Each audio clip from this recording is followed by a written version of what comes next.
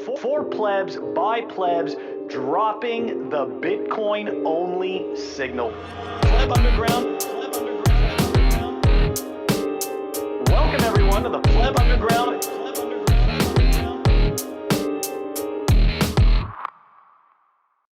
Episode 25, episode 25, Pleb Underground. In English, we thank our frequent listeners and our very next guest. Je parle un petit peu français. Perhaps you'll be impressed. It's been a few years, donc j'ai oublié beaucoup. Je pense. Est-ce que les gens veulent plus? Un nom c'est GM. The French bonjour. Alors, mais comment ça veut dire have fun staying poor?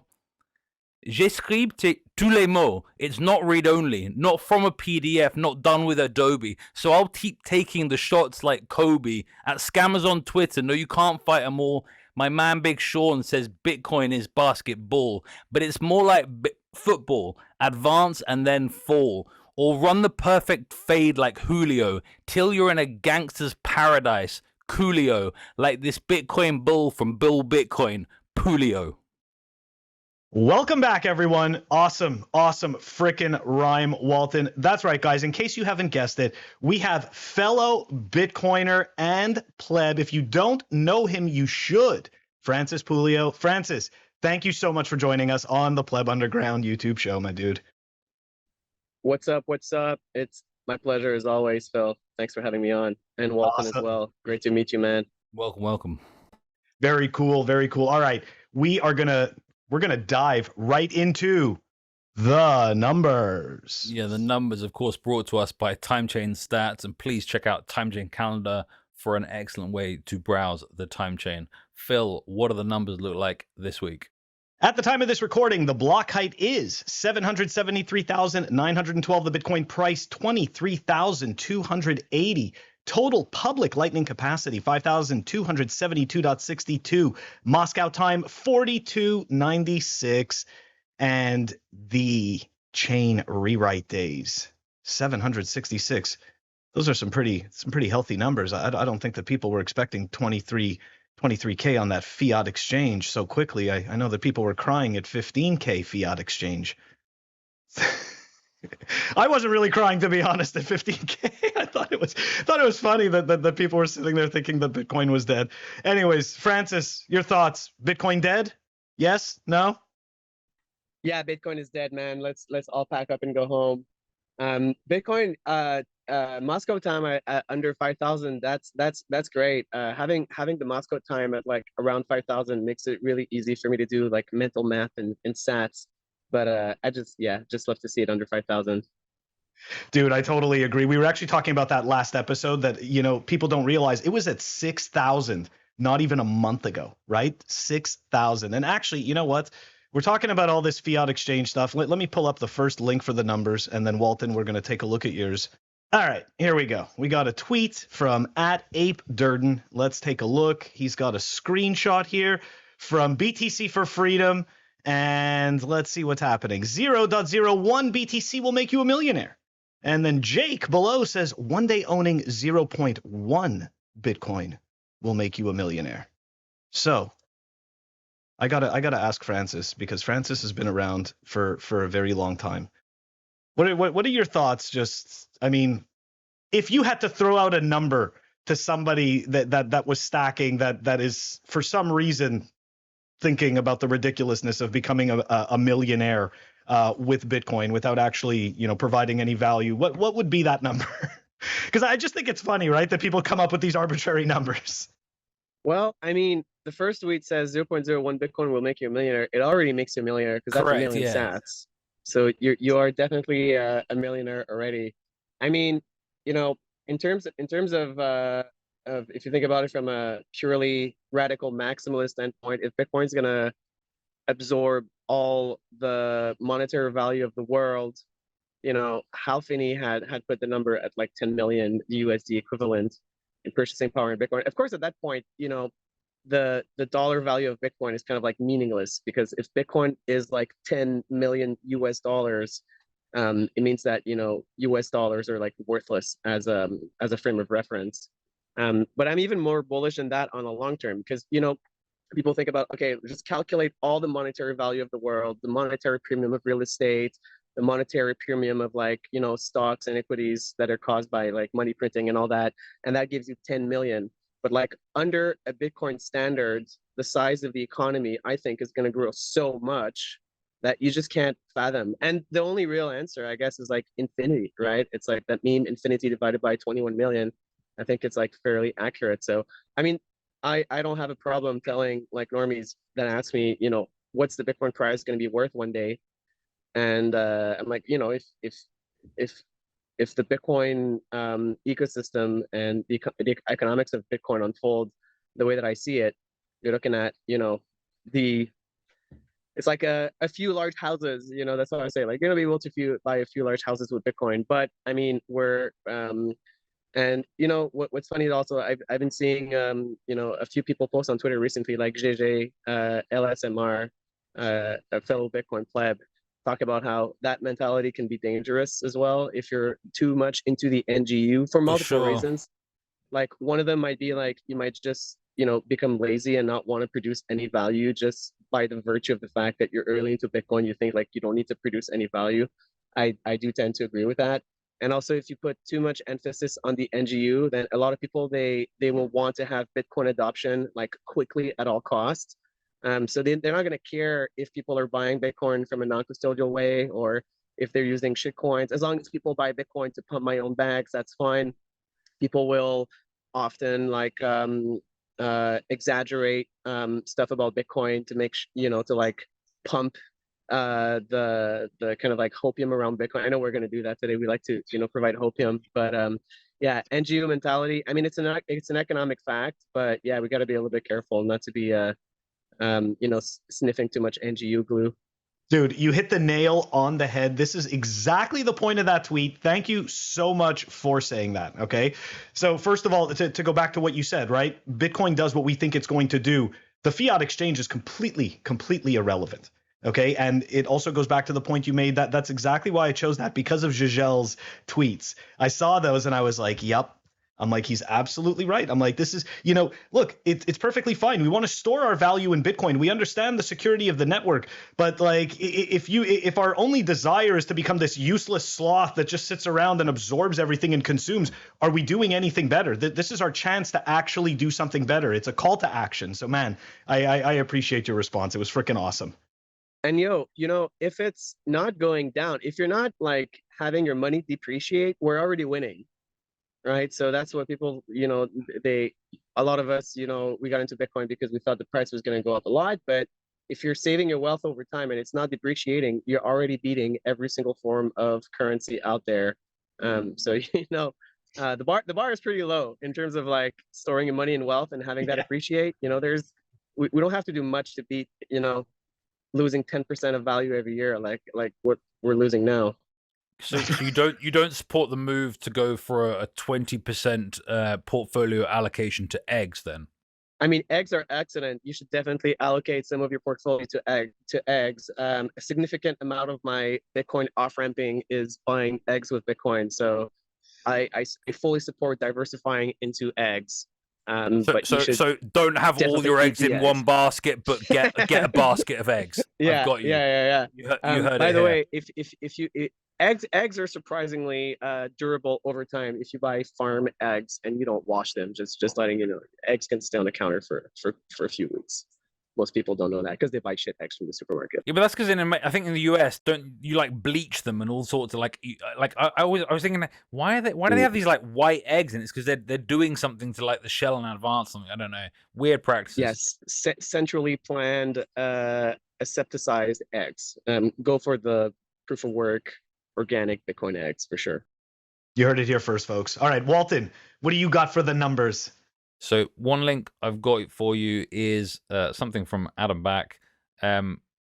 He says that Blockstream in 2022 grew their revenue 3 times compared to the previous year. Now, I don't know if that's in dollar terms, probably so, but still very impressive. And as a consequence, they were able to raise $125 million in a fundraising round, which is Good to see. We've got continued investment in the Bitcoin, Bitcoin ecosystem. What do you think is contributing to that? I mean, look, don't get me wrong. I don't, it's not that I follow Blockstream very closely, but I do use a Jade. One of my hardware wallets is a Jade wallet, and I really like it a lot. I'd like to say that part of that growth is because of Jade. I think that they made a very well, and they are not a sponsor of the show, so I'm just saying this because I use it. I think they made a very well priced, good product that you can use with your phone or you can use with your desktop, and it's easy to use, and I think that's helping them. I'm a big fan of Jade. I'm a fan of Cold Card. I'm a fan of Seed Signer and Jade. These are like my go-to. I've never personally used Big Box myself, so but I've heard some pretty good things about they were part of I can't remember what the thing was now. There was some wallet, basically a bunch of wallet providers it kind of had the option of kind of joining some privacy, like anti-privacy movement. You're right. I'm pretty sure they were kind of not so great on that. Maybe they reversed course later, but initially they took the wrong take on it. Yeah, I know what you're talking about. That's kind of like in Europe. That signing some of the exchanges. Yeah, exactly. They want the recipient to be able to sign a message to prove that they own a key to comply with the travel rule, which is kind of ridiculous. But for Blockstream, I think it's gotta be mining also. That's got to be a big thing. Yeah, because they're like, people think about Blockstream, they think about the satellite and Liquid Network and like Sea Lightning and Jade. But I think apart from Jade, which obviously makes money because they're selling an actual like physical product, I don't know if there's any revenue with Lightning or Liquid. I don't think there is. And the satellite, obviously, I don't think they're making good money on the satellite and that kind of stuff. Like there's the green address. So what's cool about Blockstream is that they actually found a way to make money, like very tangibly, like mining Bitcoin and like selling a product. And presumably they're able to finance all of these other open source projects. And 3xing your revenue in 2022 is dope because the price of Bitcoin was in a bear market in 2022. So if you 3x your revenue in fiat terms in 2022, despite being in a bear market, then that means that presuming that you're using your profits to buy Bitcoin, they may have like 6x or even 10x their Bitcoin revenue in 2022. So kudos to that, man. It's not easy making money in a bear market as a Bitcoin company. It's pretty tough. Bitcoin only companies that are like holding their profits in Bitcoin and they're like paying people in Bitcoin, presumably, like bear markets are tough. So if you're able to increase your revenue during a bear market, that's very commendable. Agreed. And actually, I just want to, Walton, just a quick thing, because we were just talking about the Bitbox very quickly. I got to test the Bitbox 2 when it was beta, and it's a great wallet, like in terms of the user experience. The only thing that I didn't like, and it has nothing to do with that, it kind of has to do with that specific product, but with anybody that would use it, they use haptic technology. And because I come from the field that I come from in access control, I know a lot about durability of these button pushes and all of this type of technology. And I swear to you, haptics, even though it's really cool, we're not there yet. And I wouldn't want it for my hardware wallet, because that's one of those things you don't want it to fail. You want to have a technology like a cold card, right, that just uses the simple, like that membrane is like 60 years old. Right, haptics is better for lots of use in a kind of short to medium period of time, rather than infrequent use over a long time. Yeah, absolutely. Yeah, guys. So cold card is nuts in terms of durability. Kind of like a little anecdote. I had a cold card in one of my backpacks, and then a bottle of orange juice just exploded in my backpack from the heat, and then it was like full. It just flooded my backpack. So my cold card was like completely flooded with orange juice. And then on top of that, because it was full of orange juice, I got an ant infestation of these tiny Costa Rican ants. They were inside my cold card. I could see them through the transparent like casing of the cold card. The ants fucking ate away the pulp and the juice that was in the cold card. Then they left. They cleaned up my cold card, and it was working perfectly fine afterwards. It's still working today. That's like with they actually get maggots to eat out like rotten flesh in like wounds. It sounds like you did the same for ants. They're like, what is this? A signing device for ants? No, it's just juice for ants. Okay, dude, it was so crazy to see like the ants like crawling in my cold card, and it still works. So kudos, Rodolfo. I mean, I wouldn't advise testing that at home, but it did work. Okay, so yeah, guys. So if dedicated cold card support, please seek out your nearest ant colony. They will be pleased to help you in your mission towards self custody. All right, guys. One last set of numbers from the fiat world. Some condescending nonsense. So Steve Jobs' widow, Lauren Powell, who remember, guys, is the biggest owner of Disney, of course, because Steve Jobs created Pixar and then got a bunch of So anyway, she basically owns Disney as well as Apple. She owns a $66 million Gulfstream jet that burns 500 gallons of jet fuel per hour, and she sails on a $120 million yacht. But she's funding activists that say you shouldn't be using a gas stove. Once again, hypocrisy from fiat billionaires, Cantillonians, not Cantillionaires. People say this wrong. It should be Cantillonian. But anyway, from these Hippocratic people, what are we gonna do? Francis, go ahead. I mean, it's funny how a lot of these activists, billionaires, that are trying to tell the plebs what to do. A lot of them, I think, they get their wealth in an undeserved way. Like, she got her wealth like in a very massively undeserved way. Like, not only is Bezos is like an entrepreneur, right? So I'm not gonna say that Bezos is like a fiat billionaire. I mean, he is, but I mean, he did actually build like the greatest business in the world, like Amazon. But a lot of the like Gates types of people and Silicon Valley VCs, I think they know that their money is like not from proof of work. They feel like a sense of guilt because their money was not deserved. So they're trying to like expunge their guilt by being activists. Well, fuck them. And actually, good for her if she's flying over in a jet stream. I think that private jets are fucking awesome, and that everybody should own a private jet.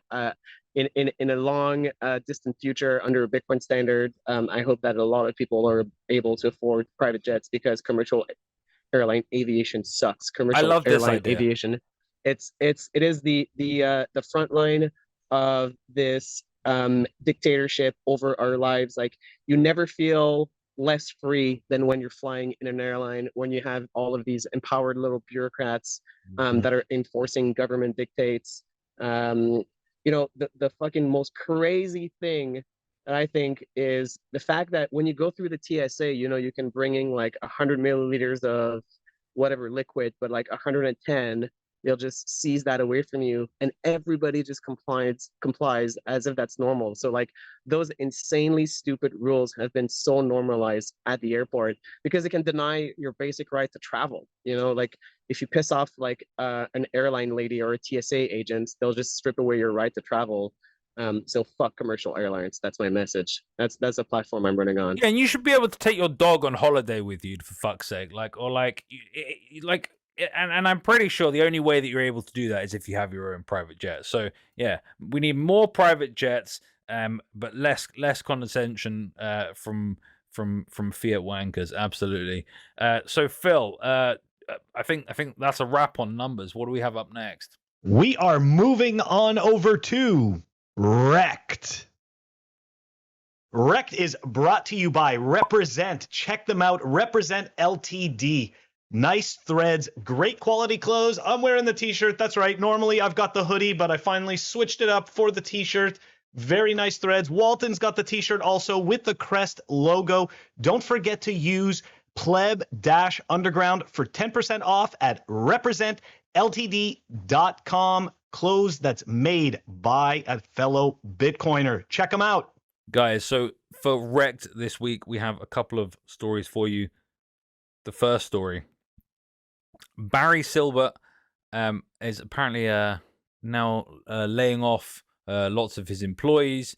Of course, the current downturn in markets being the fault and not the fact that he lent lots of money to a bunch of complete degenerates. Right, guys? Okay, I'll go first on this one. I've been following this story. I've been following this story pretty closely and dropping clips about what's been going on. And I gotta say that it's actually kind of pathetic and embarrassing that we're watching these guys argue on Twitter while there's a whole bunch of people that, don't get me wrong, mistakenly trusted these institutions, mistakenly, because let's face it, it is a mistake, and you have all of us shouting from the rooftops, don't trust the exchanges. These people in some cases have millions of dollars that they don't have any access to, and we're essentially watching Barry. We're watching Barry not pay. We're just watching other companies suffer, right? There's also the other piece to this. There's Genesis Trading, which is owed like $20 million from Roger Ver, and Roger essentially is just waiting for Genesis to go completely bankrupt. I actually did a clip about this yesterday. I think he's fairly clever. he pretty it's much. Funny actually. That's actually one of my links. And let me just show you this. It's not 20. Thank you very much. It's $20.9 million. Here. Yeah, Bitcoin Jesus. You need to pay up, sir. I guess you don't have the cash, right? Okay, Francis. I have, my contention is that he is not REKT. Even though, as much as I hate Bcash and as much as I know that he wastes a whole bunch of money trying to market it, I just don't think he's necessarily REKT. I think that he understands the layout of the market, and I think he was just timing it. That's my personal opinion. Yeah, I highly doubt that Roger Ver is REKT. I mean, at some point he owns like over 100,000 Bitcoins, and then even if he switched like 90% of his net worth to Bcash and like got REKT on Bcash and got REKT on a bunch of things, like it's almost impossible for someone that has like 100,000 Bitcoins to be REKT. But of course, what is the opportunity cost of Roger Ver having become an idiotic, moronic scammer? If he had, just not being an idiot, he might have, God knows how many Bitcoins today. And unfortunately, I think he must probably make quite a bit of money with the Bitcoin.com website, which is a horrible tragedy, because that like website, basically is the leading cause of Bcash fraud, where he's like trying to convince people that like Bitcoin Cash is Bitcoin, and he makes money selling their Bitcoins to it. So I don't think Roger is REKT. It's too bad about Roger, man. Like when I first got into Bitcoin, Roger was kind of like one of my inspirations. He was one of my influencers, quote unquote. He was a pretty, I mean, still is, but like a pretty like good, decent libertarian that advocates for libertarian ideas. So too bad about that. But I mean, how many of these OGs turn out to be like complete douchebag scammers? Like a large majority. And like, regarding Silbert, for those who don't know, Silbert was the key person that tried to fork Bitcoin off in 2016, 2017. So Barry Silbert was the leader of a coalition called No2X, and then he actually convened this kind of like secret meeting. It was a secret meeting. It was an invite-only secret meeting in New York at the New York Consensus Agreement Conference. Yeah, the New York Agreement. By the way, I was there in New York, and I was not invited to the New York Agreement. I wouldn't have gone. But he got all these Bitcoin companies to sign like this constitution, and basically it said like, we are going to fork Bitcoin, and we are going to put a new team of developers in place that will replace the Bitcoin core devs. And those Bitcoin developers, by the way, are the biggest moronic retards, including a guy called Jeff Garzik. Jeff Garzik is an absolute clown. Jeff Garzik actually created another shitcoin called Bitcoin Unlimited. That's like even more retarded than BSV, like if you can imagine that. Anyway, so that was Barry Silbert. And he monopolized, but he tried to create this cartel of Bitcoin companies to impose the will of these companies on the plebs. And he got REKT the first time. So I will not shed a tear for Barry Silbert whatsoever. I'm not really following the Genesis kind of like DCG thing, because I'm not affected personally. My business is not affected. So, I mean, at this point, for me, it's kind of like all the same, like FTX, Genesis, whatever, like all of this thing is just a one offshoot of one another. And like I've seen, I don't know, like dozens of these things over the years. So I'm not too familiar with that particular thing, but you know, you get the karma that you deserve in Bitcoin. You know, like if you try to destroy Bitcoin, chances are that the karma of Bitcoin will get back to you one day. And I guess we're seeing an example of that today.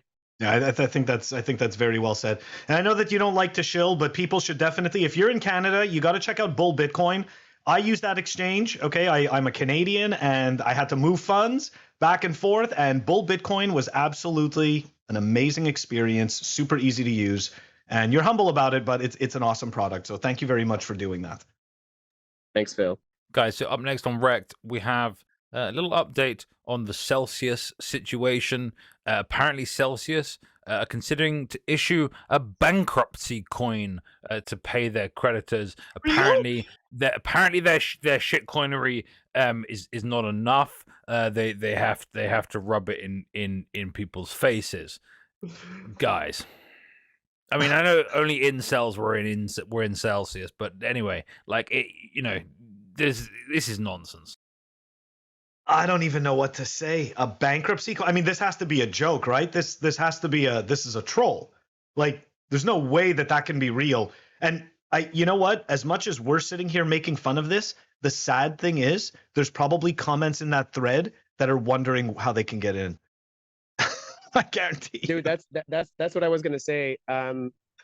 As ridiculous as it sounds, as like peak clown word as it sounds, I mean, I wouldn't be surprised if it was like a success and they raised like ridiculous amounts of money. Like, the shit corners, like they are able to raise so much money from these absolute like shenanigans. Like, if they were to raise like $100 million, I wouldn't be surprised. And imagine the wealth that's being redirected, like misallocated in this stupid thing.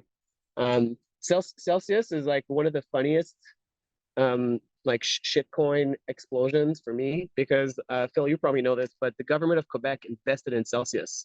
Yes. Like an insane amount of money. Like I can't remember what it was. I don't want to say wasn't it like the pension? Yeah, it was the I know it was one of the crazy ones. Yeah, it was the pension fund of the government employees that invested in Celsius. So I'm like, fucking great. I'm not a big fan of the Quebec government employees, so like, fuck them. But and I remember reading, honestly, I think it's like $150 million or something, like an insane amount of money. And then they spent like 6 months doing due diligence on Celsius, and they still invested. Imagine how dumb you have to be. But the bankruptcy coin thing, it's like shitcoin on top of a shitcoin. That's how the shitcoin ecosystem works. And to be fair, it actually worked for Bitfinex. Like Bitfinex did that, right? They had their big hack. Like, I don't know how much it was, something like $500 million or something that got lost on Bitfinex, or an insane amount of money again. And then they issued a shitcoin, and then people bought into the shitcoin, and then were able to, I think it's called Leo, I think, the Bitfinex shitcoin. Yeah. Bitfinex is probably one of the least worst. I thought the Bitfinex shitcoin was called Tether. Well, that's another one. So Bitfinex, that's another one. But they have their own other shitcoin as well, that like is a securities token or something like that they issued as part of the bankruptcy. So man, it's like, in capitalism, like if you fail so dramatically like that, you shouldn't, you should just, remove your corporate genetics from the gene pool. But they're gonna get the subsidy from. And the thing is also, when shitcoiners lose their money in an exchange, like they become invested in that exchange's like success. It's kind of weird. It's a weird what do you call it? Stockholm like syndrome. Psychological. Yeah, that's exactly. It's like a weird Stockholm syndrome, and these people are completely out of options. So it will turn the like twisted part of shitcoinery here. People that got wrecked because of Celsius will be turned into Celsius advocates, because they will see it as the only way to get their money back and perpetuate the shitcoinery cycle. So yeah, it's just pretty twisted, man. But unfortunately, as you say, and especially now, like, we were in a bear market. I'm kind of disappointed with this bear market. I'm going off track here a little bit, but I would have really liked those people to have been so fully wrecked Yes. that they would have been eradicated from the market. You know, like Binance is still up and running. What's it? Crypto.com is still up and running. There's another one in Asia. I don't know. It's KuCoin or one of these Sam's other. still living in a mansion.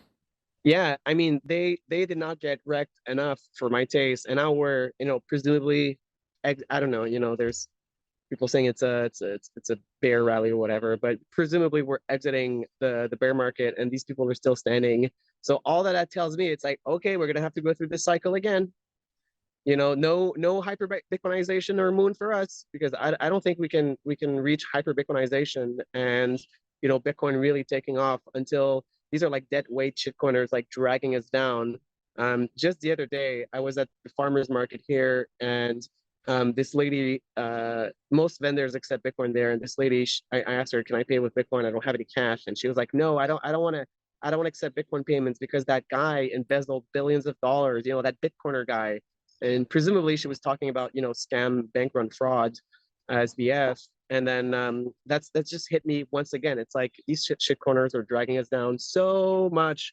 Without them, you know, God knows what the price of Bitcoin would be. God knows how secure and strong and more adopted the Bitcoin network would be. So yeah, kind of disappointed in this bear market. I was hoping for more blood. I don't, you know, I don't like people, you know, getting wrecked. I know a lot of people, you know, like they rely on the Bitcoin savings. I don't want the Bitcoin price to stay too low for too long.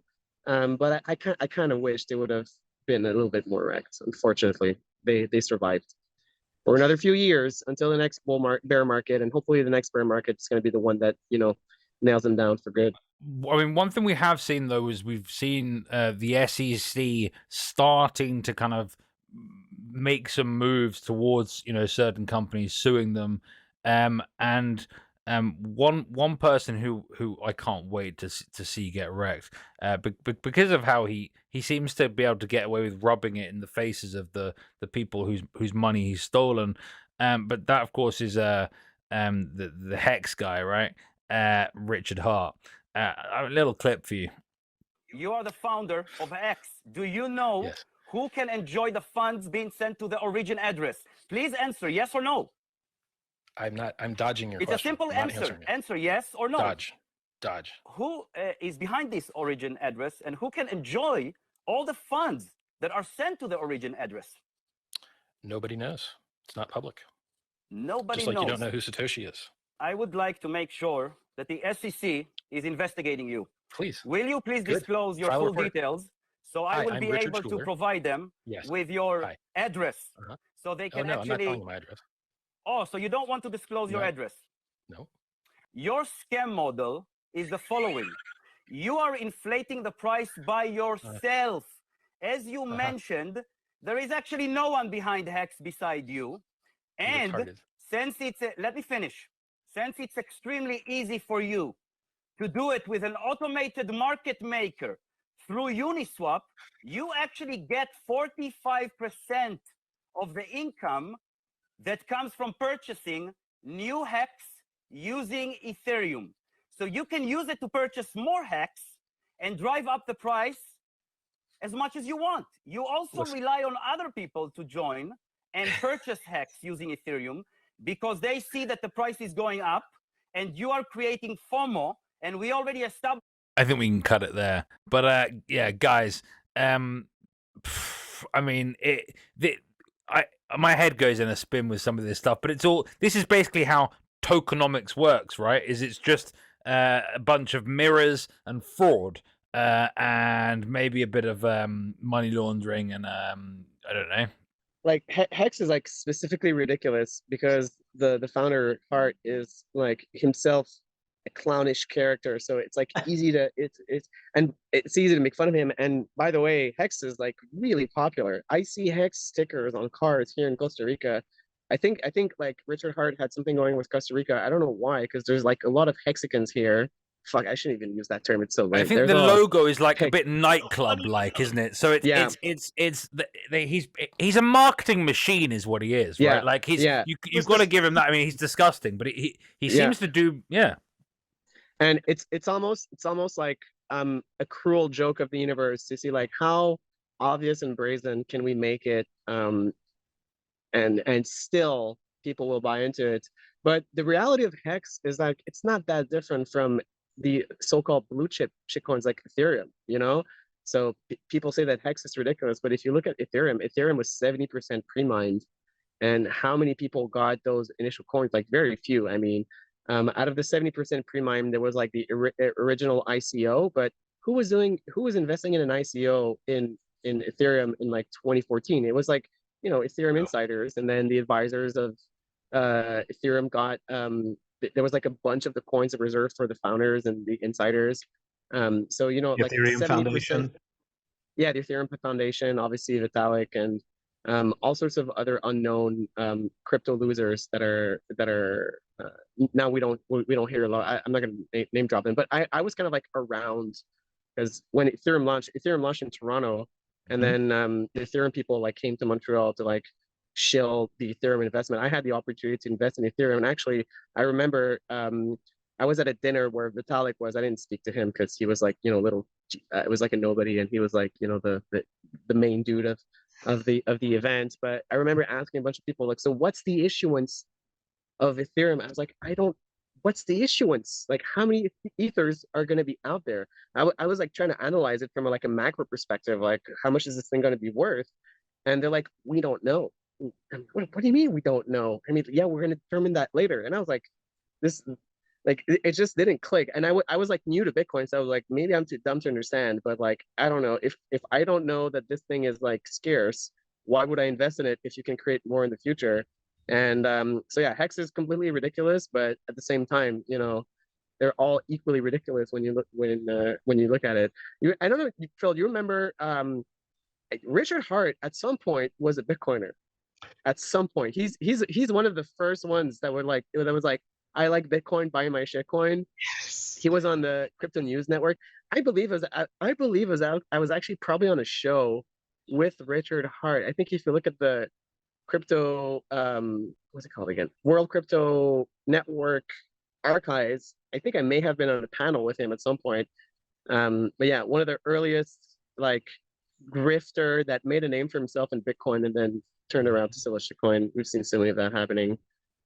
Yeah, fuck that guy. And like he has like shitcoiners have such bad taste also. He has like such terrible taste. he has the worst taste. Yeah. I think a lot of shitcoiners just have like really bad taste again because they have bad money. So why should they have good taste? He used to have 8-hour live streams dismantling shitcoins. So you're absolutely right. Like he definitely paraded as a Bitcoiner for a very staunch Bitcoiner. He took on CSW at one of the events where he totally destroyed his whole entire, you know, where he destroyed Craig's narrative in front of everybody. But I just want to go back to that specific video because I've watched a lot of Richard Hart. When I first got into Bitcoin, he was a person who was quote unquote Bitcoin only and dismantling the shitcoins. So I paid a lot of attention to him, and he is a world-class grifter and salesman. He's an excellent speaker. He claims that he has written a book, but really all that exists is a front cover and a frame. Okay, it's never actually been published, but he claims to be published. But when people go look it up, they'll go find that picture and be like, oh yeah, he wrote this book.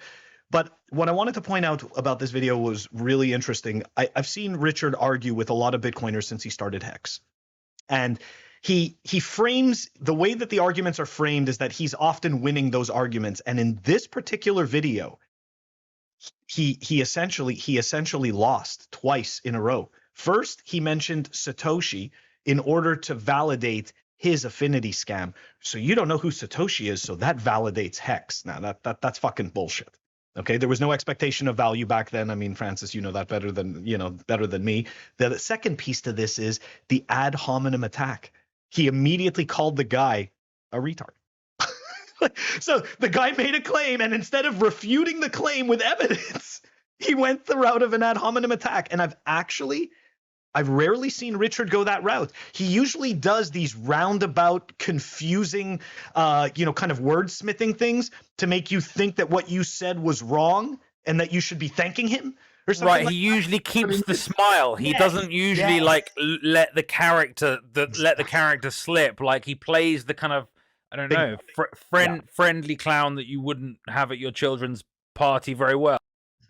Yeah. So he, I think that this is like, I mean, don't get me wrong. I'm sure it eventually gets to somebody, right? Like that you're just constantly being called out as a scammer, and that there's a lot of evidence to that point. So, anyways, I think he doesn't care about, losing or winning the arguments against the Baxim. I think one of the reasons why he's scared in that video is that he knows that the only way he can lose is that if he goes to jail, right? Because in the current like shit corner, he's already made his grift, and I wouldn't be surprised if like most of his profits are in Bitcoin. I mean, it would make total, from what I've seen from like a lot of the shitcoin scammers, a lot of them, they will turn their profits into Bitcoin. And also just because Bitcoin is like more, and not necessarily like as an investment, but just like Bitcoin is like way more secure to like hold. Like you don't, you have like ledgers and stuff like that, but like Bitcoin is like the one that you can really put under your mattress.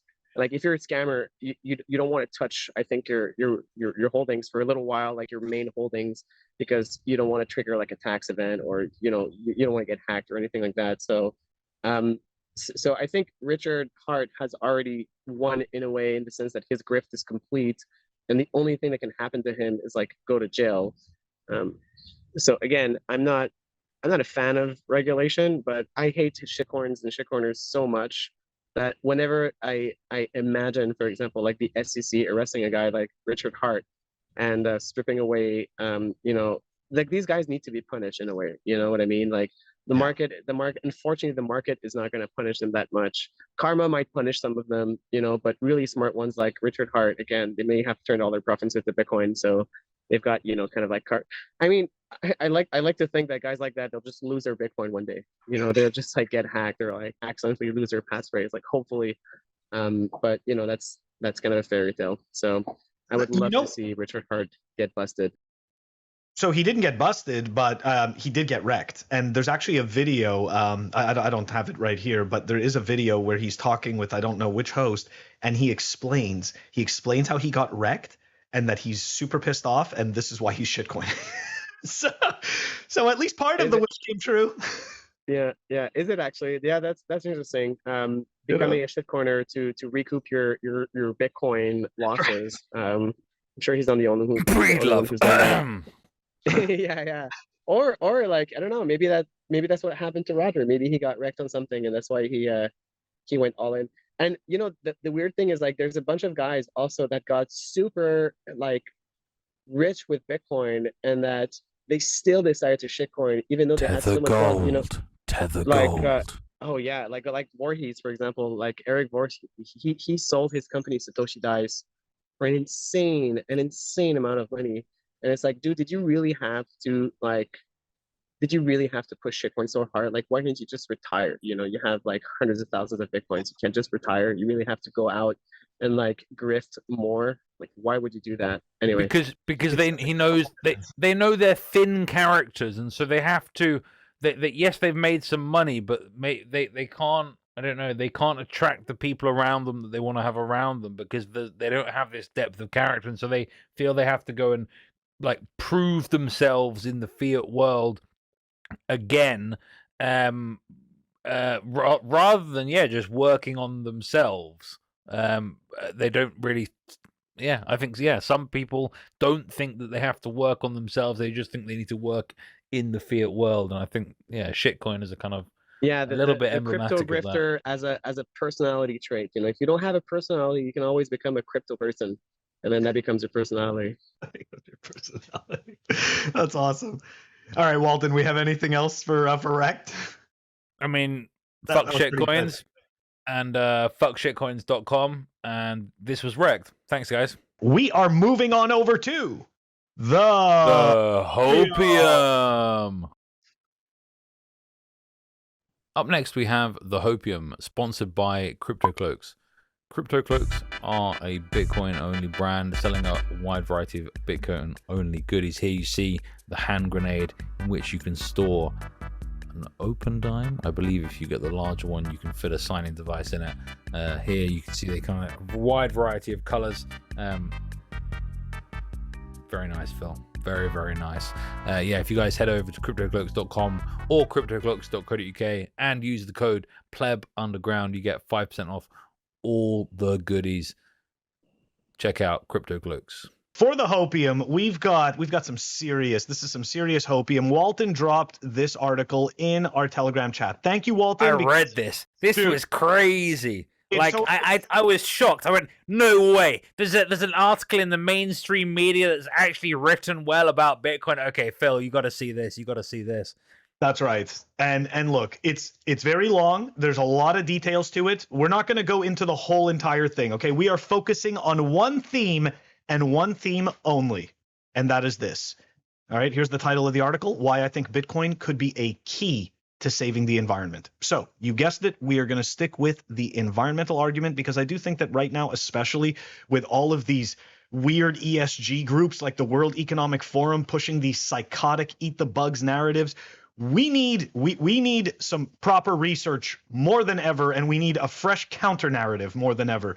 So I think this was... Guys, just for those of you that don't know the publication, City AM is one of the most popular financial report, I don't know what you call it, like websites, but it's also like a paper, especially in London. Yeah, it's very widely read amongst London finance people. Very well said, because I did not know anything about this publication myself. All right, so obviously the link is going to be in the show notes, so everybody could go through all the myths. By the way, this article is fantastic for debunking like every single stupid shitcoin and no except coin. The first one is that Bitcoin has no intrinsic value, and I actually agree with that. But anyway, yeah, let's leave that one. Yeah, that it's okay that Bitcoin doesn't have intrinsic value. We don't give a shit about that. Okay, that doesn't matter. It's not the point. But yes, exactly. I don't agree with that one either, but I do think it's important to have that discussion. Okay, so here we go. Bitcoin is bad for the environment, all right? This is the myth we are debunking today. Here we go. The amount of energy used by the Bitcoin network is inconsequential compared to other industries. Most industries round off the amount of global energy used by 1 to 2%, and Bitcoin uses approximately, get ready for that number, 0.002% of the global energy in terawatt hours, which is less than a rounding error. The economic incentives fundamental to Bitcoin, i.e. finding the cheapest source of energy to mine from, are helping to drive renewable innovation. That's right. Okay, this is something that Bitcoiners have been saying, that the search for cheaper energy will help actually to drive the whole ESG narrative that these fakers are talking about. Bitcoin is actually helping to do, and it does it without their bullshit. Anyways, all right, continuing on. One example is like when you get new hydroelectric power plants, it's often in an area that's yet to be populated, and so for a period of time, there's excess energy, and the miners can say move there and pay that power company, and as a consequence, essentially subsidize the power use of other customers there or later, and of course help to balance grids. Very well said. Very well said. Okay, let's continue with this. I was actually, as I was reading this, I was like, damn, I wish I had this so long ago. The FUD around this industry falls in line with history when any change is implemented which disrupts. And I totally remember going through this because I'm 43, Gen Xer. So I remember when the internet was going to destroy the world. Email was demonized initially, and this new technology was considered too energy intensive, and the post service was deemed more efficient. Okay, very interesting. The same narrative to the internet. Again, it consumes too much energy. The energy argument is used ad nauseum to demonize a switch from an analog system to a digital system. These narratives just prove one thing: we are early. Studies have already concluded that running Bitcoin is more efficient than the current system. In fact, due to the FUD around Bitcoin mining, it's driven the industry to find ingenious ways to run mining equipment from stranded and renewable energy. That's right. All of these ESG scammers have actually unwittingly helped us. Bitcoin is even mined from the geothermal energy of volcanoes. According to the Bitcoin Mining Council, 59.5% of all energy used is green. They're working to make it 100% renewable. If we can turn excess and stranded energy into a store of value, then the renewable industry will become more cost-effective and economically viable. Excess natural gas and geothermal are also being utilized. Some renewable plants need to switch off production when there is a chance of overloading the grid. By switching this excess power over to Bitcoin mining, it could help stabilize the grid. Bitcoin provides a solution for using this excess energy while creating value. Bitcoin promotes energy independence, and this benefit cannot be overstated.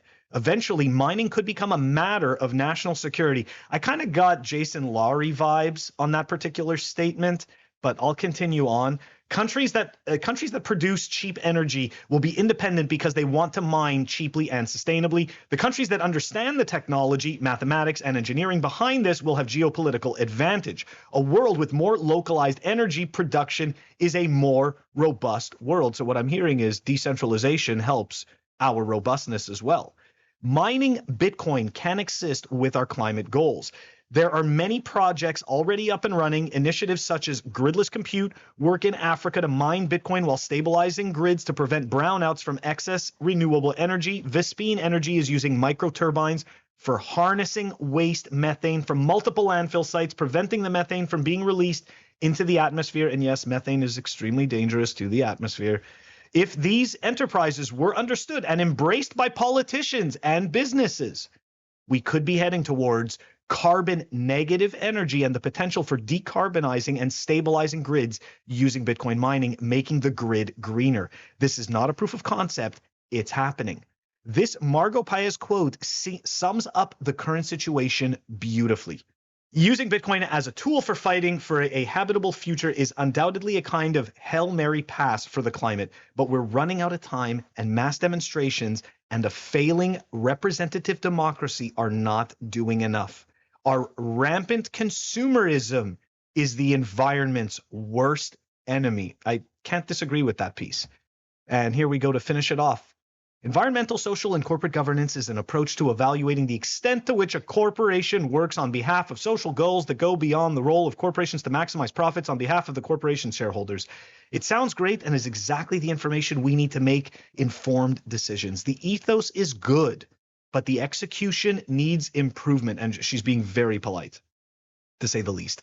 It's difficult to audit and open to fraud. It's another industry innovation like carbon offsetting, which often means very little when you dig into the detail. And this is exactly true. This is another situation where Bitcoin's proof of work and the philosophy of proof of work is completely destroying these people, these people's like these, I don't know what to call it, but it's like these paper walls of data. Like they don't stand up to anything. It's all just fancy words that sound great, but Bitcoin is the hard, dirty thing, okay, that is actually taking out the trash and fixing the problems of the grids.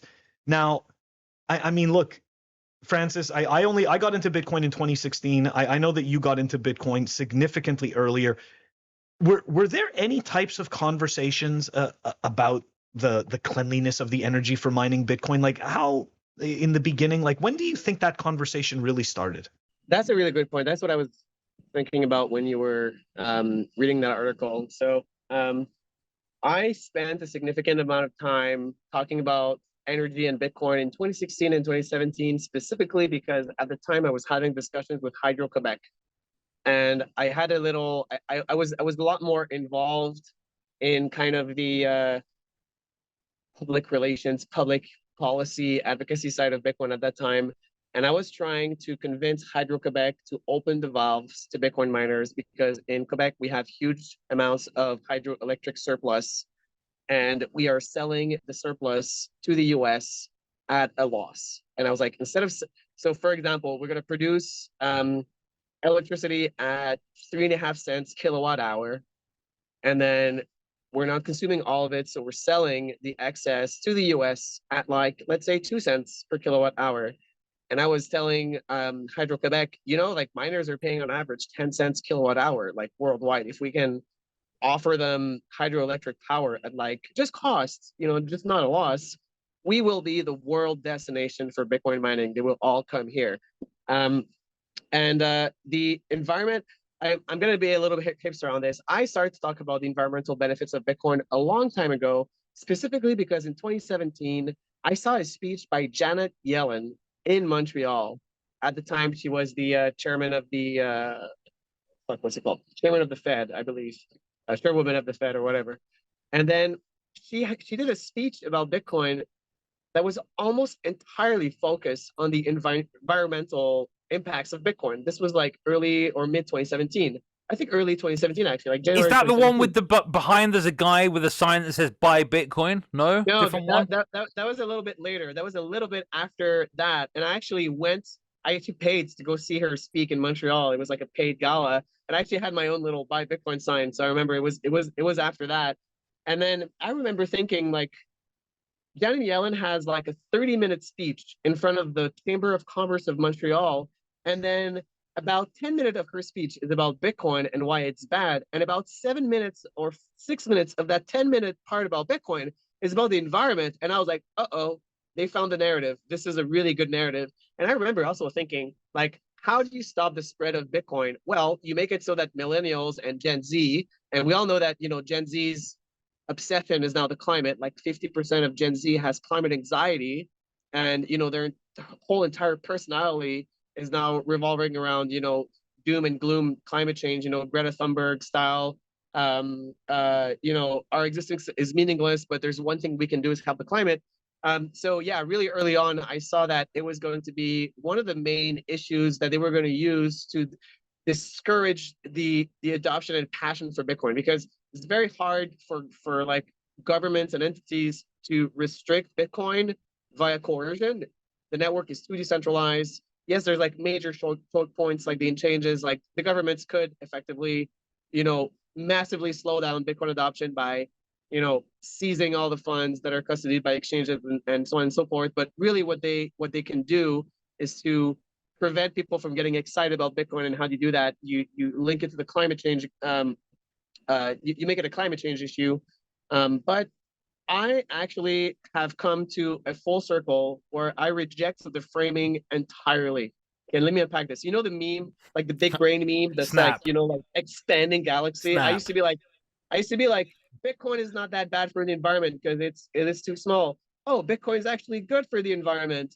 Bitcoin helps renewable energy. And now my framing is like, the climate is not changing. I'm CO2 exactly is not, the same. CO2 is not bad for the environment.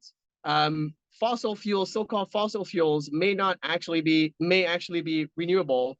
There is nothing that the humans can do to the planet in terms of changing the climate. I'm not talking about pollution. I'm talking about like climate change that is remotely close to a supervolcano or an asteroid or a meteor. And these events happen like every 20,000 years or so.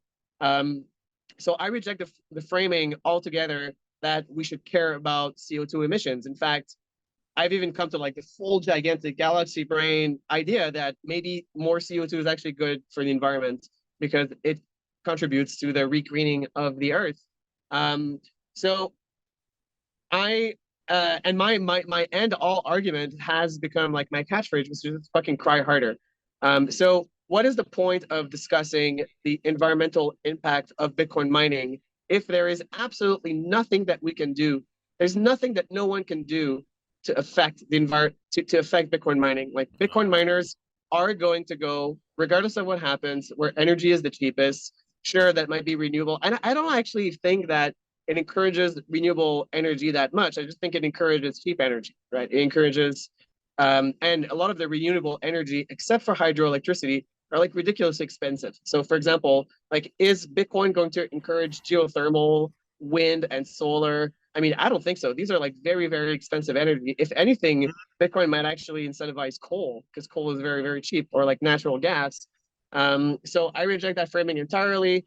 And, you know, I think it's commendable that some people are trying to beat the FUD narrative. But I mean, my argument now is like, okay, so assume that Bitcoin is bad for the environment. Let's assume that. What are you going to do about it? You're gonna tax Bitcoin miners? Okay, sure. They're just gonna go underground. They're just gonna leave and go to another jurisdiction. And there's plenty of jurisdictions that will not tax Bitcoin miners, right? There's the sovereign individual thesis unfolding before our eyes, where a Bitcoin miner, from like an economic sense, is like the most sovereign individual possible, right? So there's no permit required to mine Bitcoin. There's no barrier to entry other than capital, and Bitcoin mining is completely anonymous. As a Bitcoin miner, you can pack up your operation and move to another country and not skip a beat. Like we've seen that with China, right? I think one of the most bullish things that ever happened to Bitcoin was the move of Bitcoin miners away from China. Totally right? agree. So it was so, like, when you see the hash rate chart of the Chinese Bitcoin mining ban event, I mean, I get chills. I'm so bullish on it. It just like collapses and it just shoots back up right away. So yeah, I think we can start to reject that narrative a lot, because it's also kind of fallacious, right? So it's like, is Bitcoin really incentivizing like renewable energy? Can we even measure that? Is it even worth talking about that? I guess. And the thing is, you cannot satisfy the wokes. Also, it's kind of like a losing argument. So Francis, and that's why I think you have to reject all of it. Like, and go, hey, it doesn't matter about what energy is being used for. If I just briefly share this chart that I tried to share before, that shows energy use over time, and you see essentially from 1850 to today's date, you see energy use exploding primarily because of coal, oil, and natural gas. And what has happened in that same time? Well, the human population has boomed. We know that more energy use means more growth of humanity. More energy use is a good thing, and we need to reject this demonization that energy use of anything, is a bad thing, and it's bad for the environment. No, it's good for the the advancement of humanity. Yeah, absolutely. And also, sure, Bitcoin mining consumes a small amount of energy right now, but we shouldn't rely on this argument, because that's not a good thing. Like, it's a good thing if Bitcoin consumes a lot more energy than it does today. If Bitcoin consumes 10% of the world's energy, I would be so happy, because that makes it so much harder to attack. And that's Bitcoin's destiny. Like, if Bitcoin's price and adoption grows as we believe it will grow, the energy consumed by Bitcoin mining is just going to absolutely explode, and the so-called fossil fuel or hydrocarbon fuels consumed by Bitcoin mining are going to absolutely increase dramatically. I think in 10 years we're going to have probably like 50x times more CO2 emissions caused by Bitcoin mining, and that would be a good thing. Francis, at what point do the rich Bitcoiners start buying their own aircraft carriers that have nuclear reactors inside them and run a fleet of Bitcoin miners out on the high seas? I mean, honestly, the sooner we switch to a Bitcoin standard, the faster this kind of innovation. Honestly, I know it's a kind of a joke question, but I really actually believe I'm kind of half joking. I kind of like the idea, but no, totally. And at some point, also, I think Bitcoin mining is going to become full circle, where at some point Bitcoin miners, and we've already kind of seen that, like Bitcoin, because back in the day when I got into Bitcoin, cheap energy wasn't the main factor in how profitable you were. The main factor in how profitable you were in terms of a Bitcoin miner is how fast can you replace your existing machines with the new ASIC chips that just came out, right? So you have like 20 nanometer chips, ASIC. Oh, now Bitmain came out with a 16 nanometer chip. I have to replace 1,000 ASICs with this new ASIC. Like every 6 months, you would have to replace your ASICs with newer ASICs. And now we've reached kind of like a point where there's very, very few improvements. Like the improvements to like ASIC technology, like very, very marginal. And I think in about like 3-4 years, like you won't be really, you're kind of hitting the limits of like thermodynamics at one point. Like you can't really improve the ASICs a lot more than you are now. And it's going to become like a lot, I think, easier for plebs to be able to mine, because then your only concern is going to be cheap electricity and not like mobilizing millions of dollars of capital and having access to those special deals with Bitcoin miners, or being an insider in a mining company and getting the ASICs before everyone else. And so I personally have not mined Bitcoin for a very, very long time, but I think I'm going to become a pleb miner again in the future. And also, you know, one of the side benefits of Bitcoin mining, it's just like, it's the only censorship resistant way to acquire Bitcoin. Well, it's not. Like the other way, censorship resistant way to acquire Bitcoin is to sell your goods and services for Bitcoin, you know, like sell your craft, your labor and stuff like that. But I think that's like really like what's attractive with Bitcoin mining. And, you know, that I think and also the ESG, just like a side note on the ESG CO2 scam. So in Costa Rica, I heard about this hilarious CO2 ESG scam, which is that if you have a forest land, you buy a land that's forested, right? The trees contain CO2, but if the trees die and rot, that CO2 is not taken out of the out of the system. To take CO2 out of the system, out of the environment, you need to turn it into furniture or construction material. That's how it's accounted for. So you buy this pristine land, and then you cut down the trees. By cutting down the trees, you remove CO2 from the atmosphere. Then you plant non-native tree species like teak wood, which is used for furniture. Yeah. You'll do a gigantic monocrop, like 100 acres of just this teak wood. So you just destroy the virgin forests, take the CO2 out, turn it into furniture. Then you monocrop this, and then you get subsidies from the government for like being good for the environment by cutting down virgin forests and planting these monocrop trees.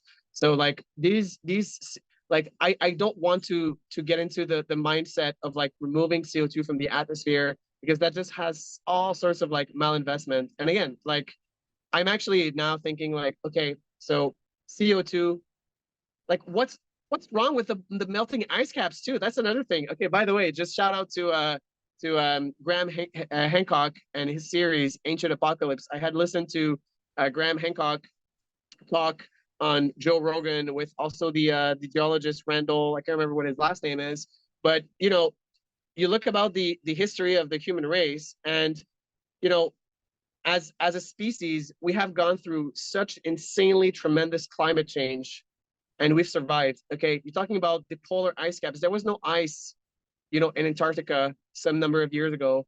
When before the polar bears have been around for like hundreds of thousands of years, and the ice caps have melted and refurrowed and melted and refurrowed over and over and over. So yeah, I'm just completely over the mindset of like the CO2 framing.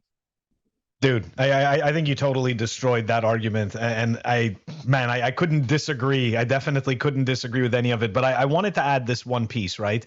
The climate change myth it is the perfect ghost narrative, because there's so many different things that can serve it, and because most people don't know any better and obviously don't want to question the experts, well, you just go along with it. Yeah, because it's an Armageddon concept, right, yeah. Phil? You're selling. Oh, this is Armageddon. And if you do anything that contributes to it, then not only are you know, do you wish harm on another person, you wish harm on the entirety of humanity. You want all humans to suffer and die. And yeah, exactly. And the other weird part of it is this, right? It's like, okay, so for example, right, all of a sudden one summer, you know, even though I know the climate and the weather are two different things, but all of a sudden it's extremely warm, you know, unusually warm. Well, they're going to take that and cherry pick that data and say, you see, I fucking loved it. Last summer we had like 40-degree weather. It's good. But then wait, when let's say something happens that's perfectly in line and doesn't serve the narrative, that's a fluke. That's just a fluke. We're still having a problem, and that was an isolated incident. And people just fucking look, man, people are just too tired, right? Again, this all goes back to the whole thing of consumerism and everything like that. The majority of people are working multiple jobs. They're inundated with misinformation and all kinds of bullshit narratives that make people feel insecure and fearful and all this stuff. And then you're supposed to care about this invisible boogeyman, the climate change boogeyman. In right? fairness, a lot of these people feel are fat and tired, and so don't have the mental capacity to be able to process this information appropriately. Mm-hmm. Yeah, I think one thing that article highlights that I might agree with is a consumerism mindset, and I think Bitcoin will fix one of the environment's most pressing issues, which is pollution. And I'm not talking about CO2 as being a pollutant. I'm talking about fucking garbage floating in rivers and ending up in the ocean for a few main reasons. One of them is that governments are responsible for waste management almost everywhere in the world. Either waste management is directly operated by government entities, or it's heavily regulated, and government will issue contracts to private contractors to take care of the garbage. So whatever the government does ends up either being extremely inefficient or completely backfiring. So I think one of the reasons why we're seeing so much pollution, like water pollution and air pollution, and just physical like mismanagement of garbage, is because government has its filthy hands on it. And in another more cultural sense, like philosophical sense, one of the things that I think is a big plague is just disposable cheap shit. Like everybody buys disposable cheap shit. Agreed. That's going to be like from China or from somewhere else. Electronics, like a fridge, is going to last you like 3 years, and you're going to buy another one. People don't value long-term. People have a high-time preference.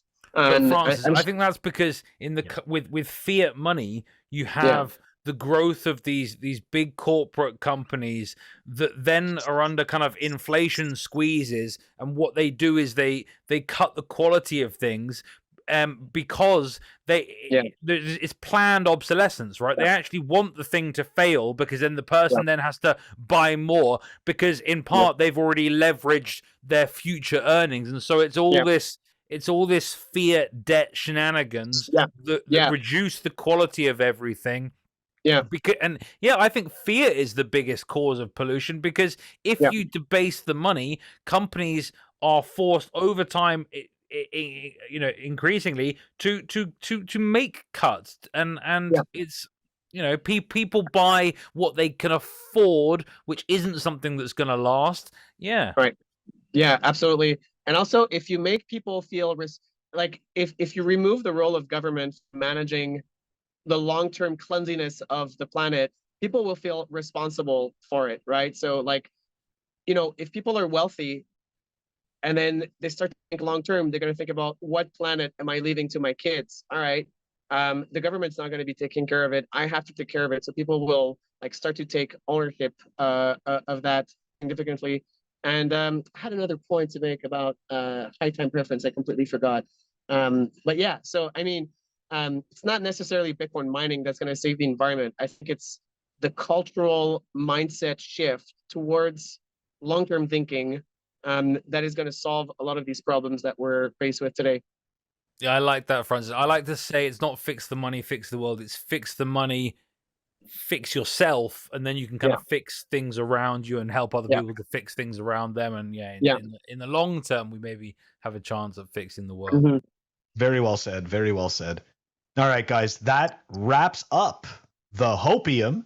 We're going to dive into the BtcPayServer update. Let's take a look what BtcPayServer's got for us this month. Here we go. All right, let's take a look what we've got from BtcPayServer. Looks like we've got version 1.7.5 that came out, and the new feature on that one is Greenfield, the Lightning Addresses API.